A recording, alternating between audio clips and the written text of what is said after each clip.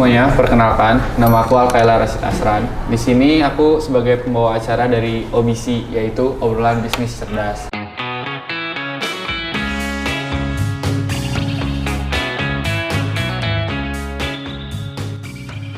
Nah, kita di sini akan ngobrol seputar bisnis.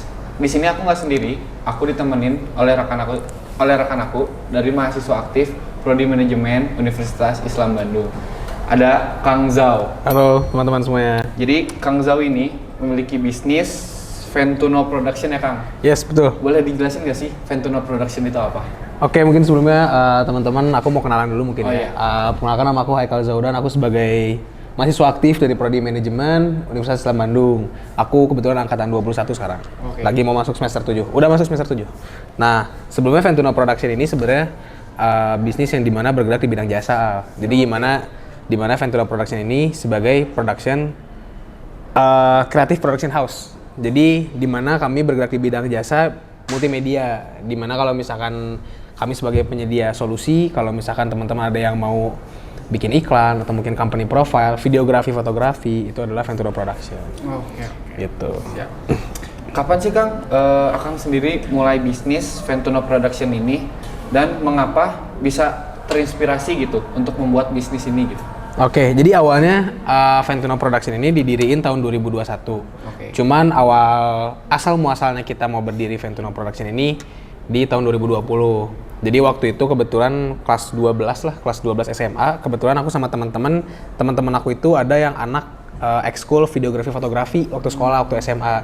Nah, terus aku tuh waktu itu kan aku nggak bisa nih fotografi videografi. Yeah. Terus aku deket sama mereka, akhirnya kita juga kebetulan satu kompleks, satu perumahan gitu ya. Teman dekat juga. Terus aku tuh bilang ke mereka gitu kayak sayang banget itu kalau misalkan kalian tuh punya skill videografi, fotografi, editing gitu ya dan lain-lain. Kalau misalkan gak dijadiin bisnis. Akhirnya waktu itu teman-teman tertarik buat gimana si skill kita ini dijadiin bisnis bersama lah gitu sama teman-teman. Waktu itu awalnya Ventuno Production banyak kan, sekitar 13 orang deh. 13 orang. Iya, lumayan banyak 13 orang. Akhirnya salah satu teman aku namanya Ashifa, dia sebagai pencetus dimana kalau misalkan oke deh kita siap kalau misalkan dijadiin bisnis. Akhirnya mulailah di tahun 2021 bulan Juni kalau nggak salah ya, bulan Juni itu berdiri Ventuno Production. Yang akhirnya di sana aku join ke bisnis Ventuno juga, tapi bukan sebagai orang yang eksekutor di multimedianya. Karena aku nggak bisa multimedia, jadi aku ngebantu mereka dalam pengemasan bisnis case mereka gitu, untuk berjalan bisnis mereka tuh kayak gimana. Nah akhirnya karena kita berkumpul, awalnya tuh ada 13 orang, lama-lama akhirnya menyusut ya, ada beberapa yang keluar juga. Terus akhirnya Ventuno digarap, dibagi jadi 3 struktur. Yang pertama ada internal, yang kedua ada associate, yang ketiga ada community. Jadi Ventuno juga punya komunitas di bidang multimedia. Di Kota Bandung lumayan sih. Nah akhirnya sekarang sisa berenam dan ya akhirnya dari 2021 sampai sekarang sisa berenam aja sih. Oh, sisa berenam sama teman. Awal mulanya tuh dari 2021. 2021 pertama diberdiriin di bulan Juni. Berarti terinspirasi itu dari awalnya yang iseng-iseng apa gimana? Iseng-iseng awalnya. Iseng-iseng. Jadi ngelihat teman-teman punya skill, terus sayang juga gitu nggak diwadahin. Akhirnya ya udahlah gitu. Kan waktu itu udah mau masuk kuliah juga ya. Kuliah semester 1 awal-awal udah dijadiin bisnis aja gitu. Okay. Sayang, iseng-iseng tapi ya tiba-tiba ada aja proyek datang gitu. Oke, Tiba-tiba ada aja proyek. 2021 sampai sekarang berkembang ya Kang? Iya, alhamdulillah sih ya, alhamdulillah. Terus apa sih motivasi yang Akang jalanin gitu? Bisnis nih, kan Akang tadi bilang awalnya dari awal masuk kuliah semester 1. Iyep. Nah itu tuh apa sih motivasi Akang sendiri gitu buat ngejalanin bisnis tapi tetap sambil kuliah gitu, dan gimana caranya bisa ngebagi waktu di antara keduanya? Oke, mungkin yang pertama motivasi dulu ya. Yeah. Kenapa mungkin bisa kemotivasi menjalankan si Ventuno Production ini gitu ya. Sebenarnya saling support dan dorongan satu sama lainnya sama teman-teman kita berenam udah pasti gitu ya. Ditambah aku juga mungkin dari orang tua. Orang tua aku tuh sangat mendorong aku untuk menjadi seorang entrepreneur gitu. Dimana emang anak muda tuh harus punya inovasi baru. Apalagi kan bergerak di bidang industri nih kayak Ventuno Production gini tuh bagus lah buat anak muda. Investasi buat kedepannya lah gitu ya, buat cari-cari cuan lah gitu istilahnya gitu ya. Nah akhirnya aku kemotivasi juga sama orang tua. Kebetulan orang tua emang ibu sama bapak itu emang support lah gitu terkait kalau misalkan aku bergerak di entrepreneurship gitu. Mereka support banget, mereka ngasih kantor juga. Kebetulan sekarang Ventuno kantornya di rumahku sendiri juga. Mereka kasih kantor juga, ngasih fasilitas gitu ya buat aku sama teman-teman gitu. Jadi kalau misalkan ditanya buat motivasi, pertama itu, kedua aku keluar dari zona nyaman. Oke. Jadi kebetulan aku ini kan kurang suka film juga. Gak bisa multimedia juga, tapi akhirnya bisa terjun ke sana gitu. Akhirnya aku ngedorong diri aku buat keluar dari zona nyaman aku, buat mempelajari hal-hal tersebut gitu. Sebenarnya itu aja sih kalau untuk motivasi ya. Dan gak nyangka juga sampai sekarang bahwa kemarin terakhir juga Ventuno, aku tuh di salah satu project Ventuno jadi eksekutif produser. Oke. Itu nggak ada di ini juga sih, nggak ada di pikiran aku juga gitu buat jadi eksekutif produser, tapi tiba-tiba jadi eksekutif produser. Sebenarnya motivasinya itu sih, mau keluar dari zona nyaman aja sih. Berarti yang penting kuncinya jangan terlalu nyaman di suatu zona gitu ya Kang. Iya betul. Oke. Buat anak muda yang ingin berkembang, mending keluar dari zona nyaman aja lah gitu. Oke, siap. Gimana Kang, kalau menurut Akang sendiri gitu, gimana cara ngebagi waktunya gitu antara keduanya? Jadi ya Akang sendiri mulai ngerintis nih dari Ventuno Production, cuman di sisi lain juga Akang harus kuliah kan? Nah, gimana cara ngebagi waktu dua itu? Berarti membagi waktu antara kuliah sama juga kerja, usaha lah gitu ya, sama usaha juga di luar kuliah. Sebenarnya aku sendiri sih menerapkan cara tingkat prioritas, harus tahu tingkat prioritas. Sekarang status aku sebagai mahasiswa, akhirnya prioritas utama aku itu kuliah sebenarnya, akademik dulu, karena lebih susah mengejar gelar dibandingkan mengejar suatu usaha aku gitu. Kalau misalkan di bisnis kan, ya kita punya channeling, kita punya networking, kita bisa dapat klien juga gitu ya. Nah tapi kalau kuliah ini tuh bagi aku agak susah juga gitu, agak sulit buat mengejar gelar sarjana manajemen. Jadi akhirnya prioritas aku tuh kuliah dulu pertama. Nah kedua itu baru ke usaha aku. Kedua tuh baru usaha sama organisasi aku sendiri gitu. Sebenarnya jenjang prioritas sih yang misalkan bisa ngebantu aku buat ngebagi waktu itu semua. Terus kalau misalkan buat cara sehari-hari biar gimana caranya bisa ngebagi waktu tuh, aku tuh biasanya ngasih jadwal-jadwal tertentu. Kayak misalkan nih dari pagi sampai jam 3 sore itu waktunya aku kuliah. Itu nggak boleh diganggu sama bisnis apapun, itu nggak boleh diganggu. Jadi sampai jam 3 itu aku kuliah. Nah akhirnya di beres jam 3 sampai maghrib itu aku selesain tugas yang langsung ada di kuliah. Jadi misalkan di hari yang sama nih ada tugas dari dosen gitu misalkan, aku tuh langsung ngerjain di beres jam 3 tuh, beres perkuliahan tuh aku langsung ngerjain sampai maghrib batasnya. Nah maghrib ke atas itu urusan bisnis baru sama organisasi gitu. Jadi biasanya gitu. Atau enggak kalau misalkan kebalikannya, misalkan kuliahnya baru mulai sore kelasnya gitu, berarti dari pagi sampai sorenya aku urusan organisasi sama kampus gitu. Sama bisnis. Ya benar, sama bisnis gitu.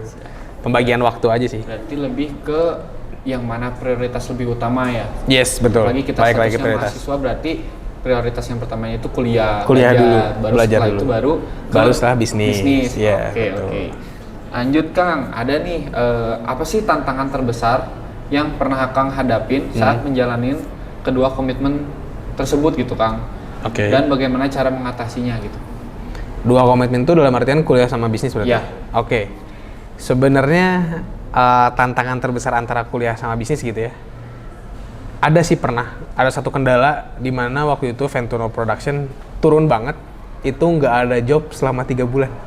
Nggak ada job selama 3 bulan. Jadi kita juga bingung, ini muter uang kasnya gimana, arus masuk keluar gimana, kita juga bingung. Itu tuh bingung, terus ditambah juga waktu itu kalau nggak salah, aku lagi sibuk-sibuknya di semester 6. Jadi pas banget itu tuh sebelum bulan puasa, awal tahun kemarin, baru awal tahun kemarin. 2023 akhir ke 2024 awal. Ya, ke 2004 awal. Nah itu tuh awal tahun kemarin tuh Ventuno lagi sepi, 3 bulanan kalau nggak salah. 3 bulan tuh lagi sepi waktu itu tuh kebetulan. Ada sih kendalanya gitu. Terus kalau misalkan untuk komitmen aku biar ini semua balik sih sebenarnya, karena kebetulan waktu itu lagi sibuk, jadi aku selesaiin urusan kuliah dulu. Selesaiin urusan kuliah, baru dari sana alhamdulillahnya menuju puasa deh kalau nggak salah. Menuju puasa tuh aku rapat sama teman-teman berenam ya, biasa ya kan emang di internal Ventuno tuh berenam, kita pendirinya berenam. Nah akhirnya aku rapat, terus waktu itu aku masukin strategi digital marketing melalui boosting. Melalui boosting. Nah boosting itu kan sebenarnya kontroversi ya, banyak orang juga yang ngobrol gitu. Banyak orang juga yang bikin konten di luar kalau misalkan boosting tuh sia-sia, cuma buang uang doang gitu. Ternyata enggak, bagi aku sesuai kebutuhan tuh pasti ada aja. Karena kebetulan waktu itu masuk bulan puasa kalau nggak salah, aku tuh nyuruh orang ke kreatif media buat bikin visual iklan. Jadi iklan itu pakai visual. Disuruh bikin iklan visual, sama aku dimasukin tulisan diskon juga, dimasukin angka diskon. Jadi diskon 25%, di bawahnya aku tulis up to 750.000 yang akhirnya biar bisa menarik orang-orang di sana tuh. Padahal kita cuman ngasih dikit banget diskonnya. Cuman ya kita pasang inilah gitu. Iya, aku pasang iklan yang emang dimana si konsumen tuh tertarik. Terus aku mikirnya di bulan puasa kan banyak orang bukber ya. Buka bersama, entah itu organisasi, kampus lah atau enggak sekolahan gitu ya. Dimana sekarang juga milenial sama Gen Z kan banyak yang buka bukber gitu ya, bikin acara bukber. Nah akhirnya aku mikir kayaknya si job photo booth ini bakal laku deh di bulan puasa. Buat ya kan yang namanya memori ya di bulan puasa gitu butuh gitu. Akhirnya kita boosting, waktu itu kalau nggak salah sisa uang Ventura tuh sisa uang kasnya sedikit lah, 200.000 deh kalau nggak salah. Serius? 200.000? Iya kalau nggak salah 200.000, akhirnya kita habisin di boosting.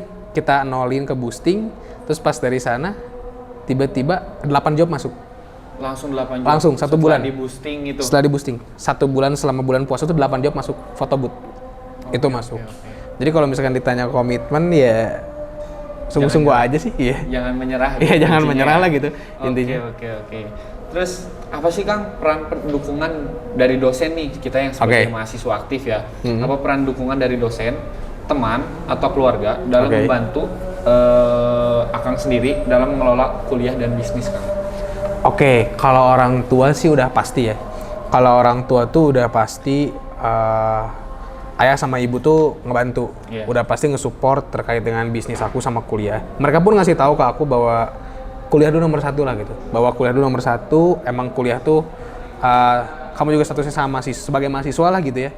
Pasti prioritas utama gitu. Baru dari sana bisnis. Mereka juga mensupport bisnis aku kayak tadi yang aku sebutin gitu ya. Mereka ngasih kantor di rumah aku. Terus emang bener-bener orang tua aku juga sering ngasih job. Kan kebetulan job itu banyak dari linknya orang tua aku juga. Jadi aku tuh dibantu sama orang tua tuh sering gitu. Kayak misalkan tiba-tiba ada job di PT apa atau di BUMN mana gitu. Itu biasanya lewat orang tua aku masuknya. Tapi aku juga ngebantu ngehit sampai payment. Gitu aku tuh biasanya. Nah itu pertama ya pasti orang tua mah support lah gitu. Udah pasti support ya? Pasti support. Karena kebetulan emang orang tua juga entrepreneurship. Jadi emang pasti support. Ya pasti support mereka tuh jiwanya gitu. Kalau untuk dari temen pasti support teman-teman juga gitu ya. Teman-teman juga banyak yang emang kalau misalkan mereka ada acara atau mungkin mereka butuh tugas video nih atau mau bikin short movie, mereka tuh kadang pakai jasa aku. Ya, pakai jasa Ventuno Production. Waktu itu ada beberapa sih mereka ada yang bikin short movie itu pakai Ventuno Production. Banyak sih kalau teman gitu. Itulah pentingnya relasi ya Kang ya. Penting, networking itu penting banget di bisnis. Betul, penting banget lah gitu. Kalau dari dosen Kang? Kalau dari dosen sih, beberapa dosen dari manajemen juga ada yang tahu kalau aku punya Ventuno Production. Mungkin salah satunya Pak Malik, Pak Eka ya. Pak Malik sama Pak Eka juga tahu kalau aku punya Ventuno Production.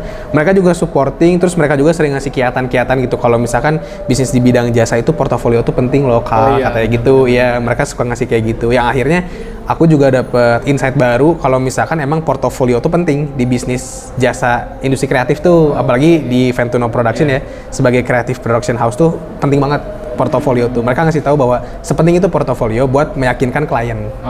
Gitu. Karena klien yang nomor 1 paling ngeliat hasil portofolio dulu. Betul. Kalau di industri kreatif kayak gitu. Portofolio dulu.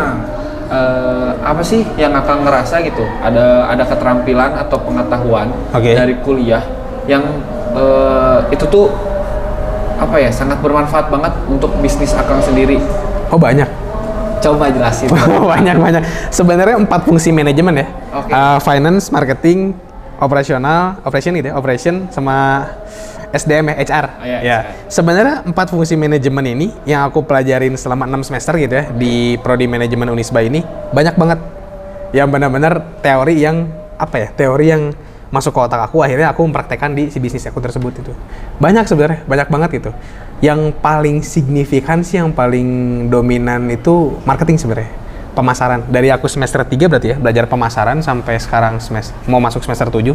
Itu banyak banget teori-teori yang dikasih sama dosen, yang akhirnya nyampe ke aku dan aku terapin ke Ventuno, ternyata bener, emang kayak gitu. Kan namanya juga, dosen kan menyampaikan teori ya. Namanya juga teori ya, teori itu emang berdasarkan dari praktek yang sudah teruji gitu kan, yang akhirnya menjadi suatu teori gitu. Dan ternyata bener sih, banyak juga sih, banyak banget yang emang aku implementasikan di bisnis aku sendiri. Banyak gitu.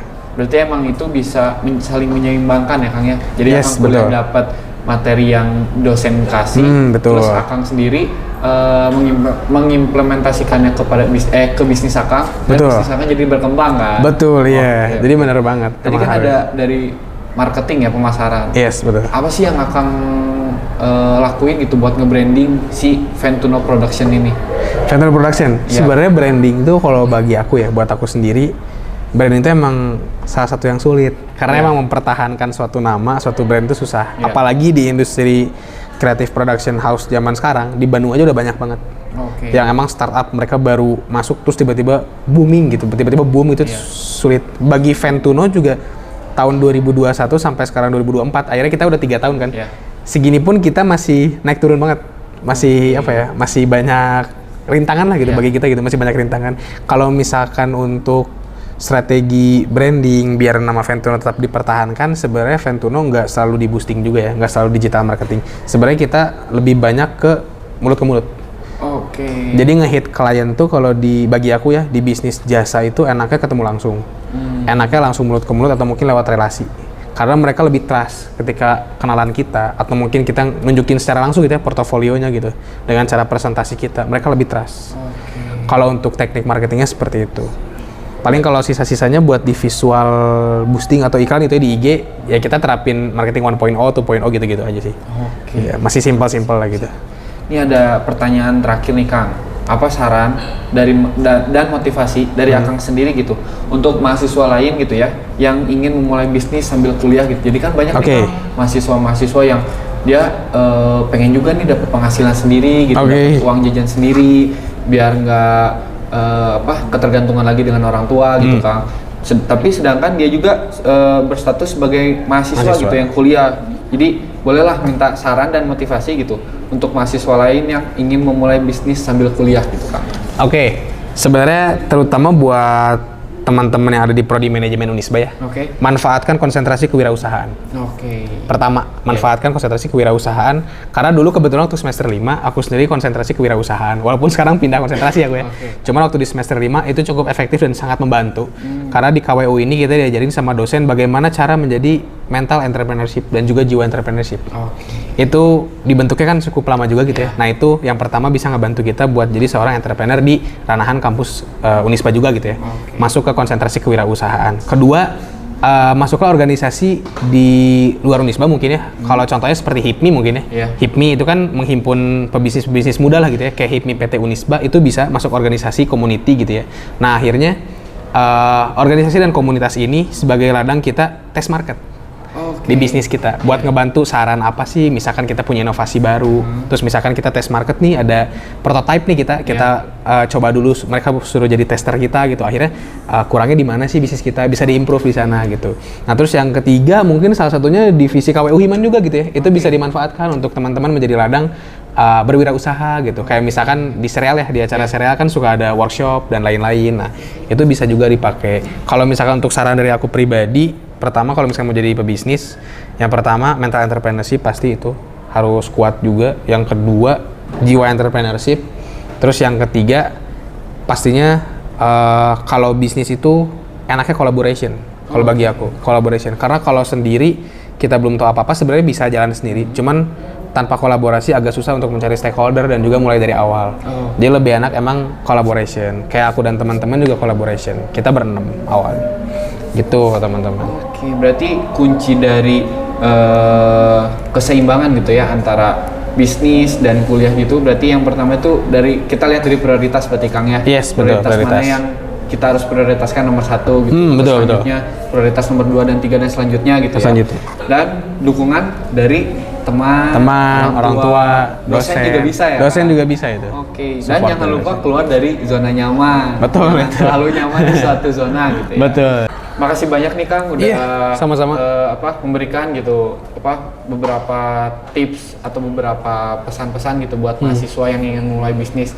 Boleh deh Kang kasih beberapa kalimat atau quotes lah Oke. buat mahasiswa buat yang bisa ngedukung buat mahasiswa mulai bisnis sambil kuliah gitu Kang. Oke, buat bisnis sambil kuliah mungkin sedikit aja sih kalau dari aku. Civis pacem parabellum. Barang siapa yang ingin berdamai maka bersiaplah untuk berperang. Oke, cakep. Mungkin segitu aja sih. Siap. Oke, siap. makasih banyak nih Kang buat udah luangin waktunya buat Oke. acara audisi ini. Kalian bisa nantikan buat audisi selanjutnya. Oke, saya Akaila Rashid Asran dan rekan saya. Haikal Zauran Azhar. Kami izin pamit undur diri dan nantikan untuk audisi selanjutnya.